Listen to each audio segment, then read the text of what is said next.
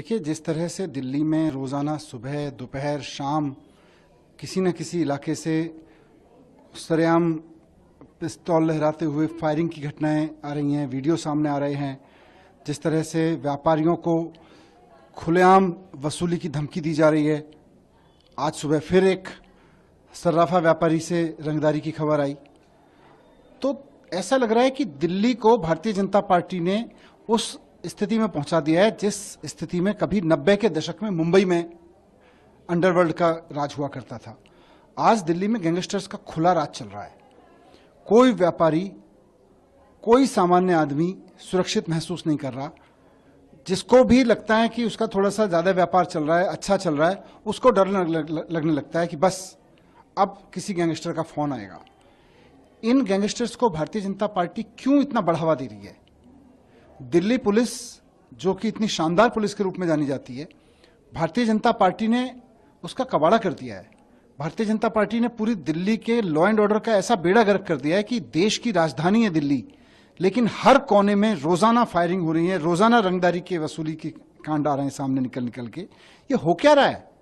क्यों भारतीय जनता पार्टी जिम्मेदारी नहीं लेती इस बात की कि केंद्र में संविधान के तहत लॉ एंड ऑर्डर कायम रखना उसकी जिम्मेदारी है। अगर भारतीय जनता पार्टी से नहीं संभल रहा तो दिल्ली की चुनी हुई सरकार को दे दे। केजरीवाल जी के नेतृत्व में 10 दिन में लॉ एंड ऑर्डर काबू में आ जाएगा। नहीं, वो मुख्यमंत्री अपने स्तर पर कर रही हैं, लेकिन एक दिल्ली के नागरिक के रूप में, एक पॉलिटिकल लीडर के रूप में मुझे दुख होता है कि दिल्ली, जो 10 साल पहले या उससे पहले भी एक अच्छे खासे एक सिक्योर्ड शहर के रूप में जिसकी पहचान बन चुकी थी, लोग प्रोफेशनल्स यहाँ आते थे, महिलाएं यहाँ सुरक्षित महसूस करती थीं, व्यापारी दिल्ली में व्यापार करना सुरक्षित महसूस करते थे, आज यहाँ खुलेआम रंगदारी चल रही है। कोई व्यापारी इस बात को नहीं कह सकता कि जी मेरा बिजनेस बढ़ रहा है और मैं किसी का फोन नहीं झेल रहा। लोगों को फोन झेलने पड़ रहे हैं, लोगों के गैंगस्टर्स के फोन आ रहे हैं, लोगों को गोली चल रही है लोगों के शोरूम्स के सामने। कोई एक दिन मुझे भारतीय जनता पार्टी बता दे जिस दिन दिल्ली में इस तरह के कांड ना हो रहे हों चारों तरफ। देखिए, दिल्ली सरकार को जो करना था, दिल्ली सरकार ने बहुत बेहतर इंतजाम किए पॉल्यूशन कंट्रोल करने के। आम आदमी पार्टी के रूप में मैं कहूं तो दिल्ली और पंजाब में जो होना था उसमें बहुत आगे बढ़ गई हैं चीज़ें पॉल्यूशन कंट्रोल में। इस बार आप सारे मीडिया में रिपोर्ट्स देख लीजिए, सारे अथॉरिटीज़ की रिपोर्ट देख लीजिए। पंजाब में पराली का प्रतिशत बहुत ड्रास्टिक तरीके से, बहुत सिग्निफिकेंट तरीके से डाउन हुआ है पराली जलने का प्रतिशत। तो पंजाब सरकार पॉल्यूशन कम करने पे काम कर रही है, दिल्ली सरकार पॉल्यूशन कम करने पे काम कर रही है, लेकिन केंद्र सरकार क्या कर रही है?